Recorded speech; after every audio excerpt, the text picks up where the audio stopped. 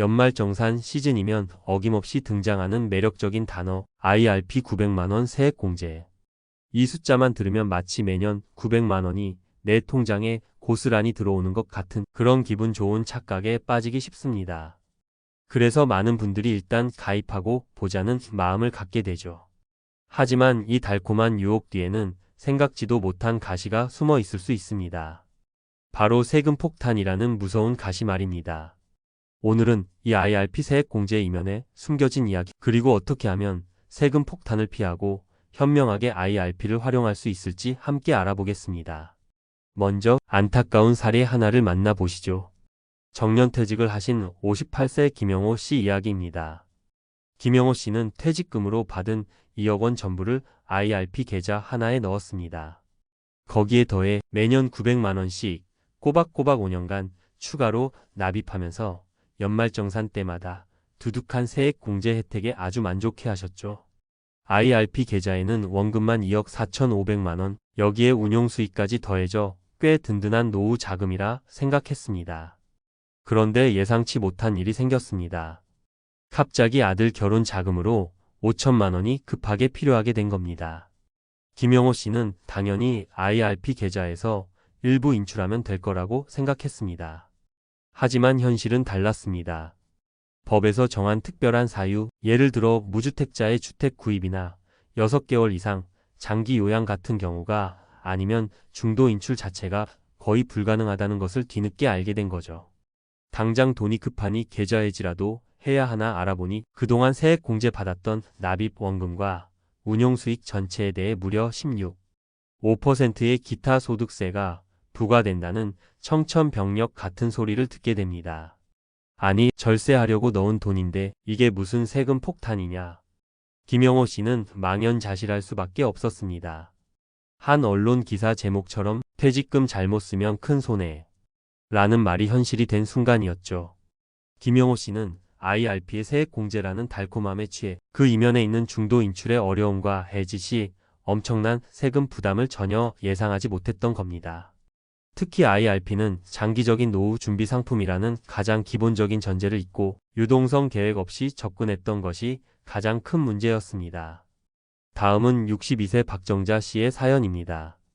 박정자 씨는 국민연금으로 매월 120만 원 정도를 받고 계셨고 IRP 계좌에는 그동안 세액 공제를 받으며 납입한 자기 부담금과 운용 수익이 약 1억 원 정도 쌓여 있었습니다. 박정자 씨는 이 돈을 매년 2천만 원씩 5년에 걸쳐 연금으로 수령할 계획을 세웠죠. 나름대로 꼼꼼하게 노후 설계를 했다고 생각했습니다. 하지만 박정자 씨에게는 변수가 있었습니다. 별도의 부동산 임대소득이 연간 3억만 원 정도 있었고 약간의 금융소득도 발생하고 있었던 겁니다. 문제가 여기서 터졌습니다. IRP에서 받는 연금, 즉 세액 공제받은 부분과 운용수익에서 발생하는 연금 수령액이 연간 1,500만 원을 초과하자 이 금액 전체가 박정자 씨의 다른 소득들과 합산되어 종합소득세 과세 대상이 되어버린 것입니다. 결국 예상했던 것보다 훨씬 높은 세율의 세금을 내게 되면서 박정자 씨는 크게 당황했습니다. 연금 수령액이 연 1,500만 원을 넘으면 종합과세 대상이 될 수 있다는 사실, 그리고 다른 소득이 많을 경우 세금 부담이 어떻게 늘어나는지를 제대로 알지 못했던 것이죠. 모르고 하면 세금 폭탄 맞는다 는 경고가 박정자 씨에게도 현실이 되고 만 것입니다. 왜 이런 안타까운 세금 폭탄 사례들이 반복되는 걸까요? 여기에는 IRP 제도의 구조적인 함정들이 숨어 있습니다. 첫 번째 함정은 IRP의 세제 혜택이 조건부라는 점입니다. 세액 공제 혜택은 우리가 이 돈을 장기간 묻어두고 연금으로 수령한다는 약속을 전제로 제공되는 겁니다. 만약 연금 외의 방법, 예를 들어 일시금으로 찾거나 중도에 해지하게 되면 그동안 받았던 세제 혜택을 다시 토해내거나 김영호 씨처럼 16.5%라는 높은 기타 소득세를 물어야 할 수도 있습니다. 두 번째 함정은 바로 유동성 제약입니다. 한번 IRP 계좌에 돈을 넣으면 앞서 말씀드린 법에서 정한 아주 예외적인 사유가 아니고서는 만 55세 이전이나 연금 수령 조건이 충족되기 전까지는 돈을 빼서 쓰기가 매우 어렵습니다. 마치 돈이 꽁꽁 묶이는 것과 같죠.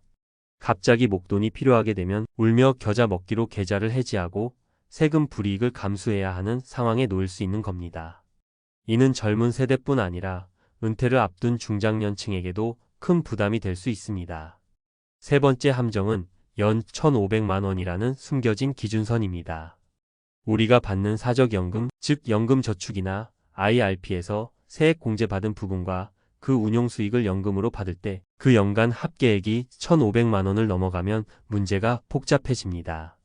단순히 초과된 금액만 과세되는 것이 아니라 그에 받은 사적연금 소득 전체가 종합소득세 대상이 되거나 16.5%의 분리과세 중 하나를 선택해야 하는 상황에 놓입니다. 박정자 씨처럼 다른 소득이 많은 은퇴자일수록 이 기준선을 넘기게 되면 세금 부담이 눈덩이처럼 불어날 수 있는 것이죠. 그렇다면 이런 세금 폭탄을 피하고 IRP를 현명하게 활용할 수 있는 방법은 없을까요? 물론 있습니다. 지금부터 그 현실적인 대비책들을 하나씩 살펴보겠습니다. 첫째, IRP 가입 전 나의 자금 계획부터 명확히 세우셔야 합니다. 단순히 연 900만 원 세액 공제라는 숫자만 보고 혹해서는 안 됩니다. 이 돈이 정말 장기간 묶여도 괜찮은 여유 자금인지, 혹시 중도의 자녀 결혼이나 병원비 등으로 목돈이 필요할 가능성은 없는지 냉철하게 따져봐야 합니다. 장기적인 자금 계획 없는 IRP 가입은 나중에 큰 후회로 돌아올 수 있습니다. 둘째, 퇴직금과 개인이 추가로 납입하는 돈을 각각 다른 IRP 계좌로 관리하거나 개인 납입금은 연금저축계좌를 활용하는 등 계좌를 분리해서 운영하는 것도 좋은 방법이 될 수 있습니다. 일부 전문가들은 이렇게 자금의 성격에 따라 계좌를 분리하면 종합과세 위험을 줄이는 데 도움이 될 수 있다고 조언합니다. 전략적인 분산 투자가 필요한 부분입니다. 셋째, 연금 수령 시에는 앞서 말씀드린 연 1,500만 원 기준을 넘지 않도록 수령 기간이나 금액을 조절하는 지혜가 필요합니다. 예를 들어 연금 수령 기간을 가능한 길게 늘려서 매년 받는 금액을 줄이거나 국민연금 등 다른 연금 수령 시기와 잘 조율하여 연간 총 연금 소득을 관리하는 것이죠. 넷째, IRP 자금 인출 순서의 비밀을 알고 활용하는 것이 중요합니다. 일반적으로 IRP 계좌에서 돈을 인출할 때는 세금 부담이 적은 순서가 있습니다. 예를 들어 세액 공제를 받지 않은 개인 추가납입금, 그 다음이 퇴직금 재원, 그리고 마지막이 세액 공제 받은 원금과 운용수익 순서입니다. 하지만 이는 일반적인 경우이며 연금 수령 중에 일부를 해지하는 등 상황이 복잡해지면 달라질 수 있습니다. 따라서 이런 경우에는 반드시 금융기관 전문가와 상담하여 본인에게 가장 유리한 방법을 찾는 것이 중요합니다. 다섯째, IRP 계좌 내에서도 위험자산 투자에는 한도가 있다는 점을 기억해야 합니다.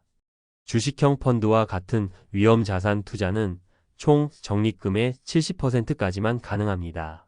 한 금융사에 따르면 이러한 규정을 제대로 알지 못하고 공격적으로 투자했다가 정작 중요한 시기에 원하는 상품을 추가로 매수하지 못하거나 시장 상황이 변했을 때 포트폴리오 조정에 실패하여 손실을 보는 경우가 있다고 합니다. 특히 50대 이상이시라면 더욱 안정적인 자산 관리가 중요하겠죠. 물론 이렇게 말씀드리면 IRP가 너무 어렵고 위험하게만 느껴지실 수도 있습니다. 하지만 현명하게 관리하면 분명 든든한 노후 자산이 될 수 있습니다. 60세의 박선영 씨는 IRP를 이렇게 활용하고 있습니다.